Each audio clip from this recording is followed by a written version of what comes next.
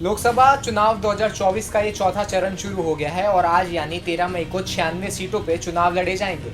NDA versus India alliance का ये आखिरी फेस ऑफ होने वाला है साउथ इंडिया में।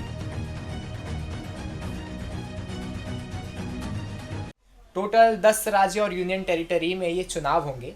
आंध्र प्रदेश पे 25 सीटें हैं, तेलंगाना पे 17, उत्तर प्रदेश पे 13, महाराष्ट्र पे 11, मध्य प्रदेश और वेस्ट बंगाल में 8, बिहार में 5, झारखंड और उड़ीसा में 4 और जम्मू कश्मीर पे 1 सीट पे चुनाव लड़े जाएंगे।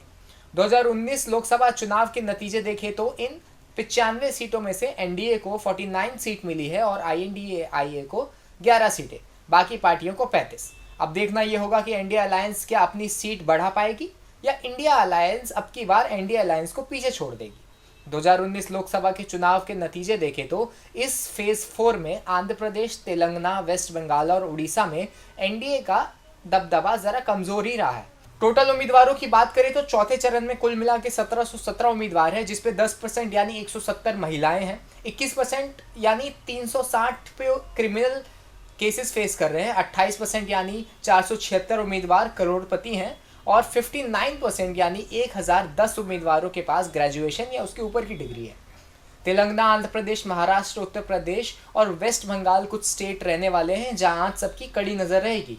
तेलंगाना में सबकी नज़र बीजेपी पे है क्योंकि 2019 के कंपैरिजन में जहां उन्हें सिर्फ 4 ही सीट मिली थी, क्या इस बार भारी कैंपेनिंग का असर होगा? साउथ इंडिया में कर्नाटका के बाद तेलंगाना बीजेपी का दूसरा सबसे बड़ा गढ़ है और देखना ये होगा कि बीआरएस के कोलैप्स के बाद जो खाली जगह बची है क्या बीजेपी उसे भर पाएगी या 2019 के तरह केवल 4 सीटों में ही निपट जाएगी। उत्तर प्रदेश, महाराष्ट्र और वेस्ट बंगाल में सबसे ज़्यादा राजनीतिक महत्व वाले राज्य हैं और ये चरण फैसला करेगा कि तराजू इस बार किसकी तरफ है।